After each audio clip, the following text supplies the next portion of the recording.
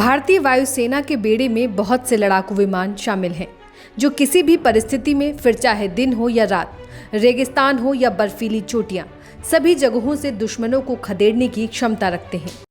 हर update पाने के लिए बेल आइकन पर करें क्लिक। लेकिन इन विमानों को चलाने और दुश्मनों पर वार करने के लिए जिन जवानों को तैयार किया जाता है, भारतीय वायुसेना उन जवानों को पहले ही दिन कई लड़ाकू विमान नहीं सौंप देती है।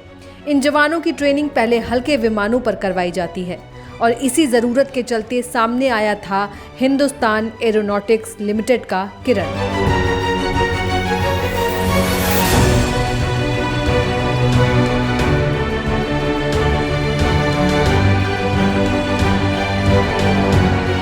किरण एक लाइट अटैक विमान है जिसे भारतीय वायुसेना अपने नए पायलटों को तैयार करने के लिए इस्तेमाल करती है।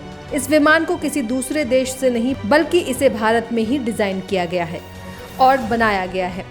HAL किरण को कर्नाटका के बेंगलुरु में 1961 में डिजाइन किया गया था और इस किरण ने 4 सितंबर 1964 के दिन अपनी पहली उड़ान भरी थी।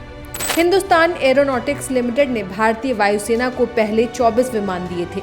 इस विमान में शुरुआत से ही रोल्स रॉयस का वाइपर टर्बोजेट इंजन लगाया गया है। समय के साथ साथ HAL ने अपने इस किरण में कई बदलाव भी किए।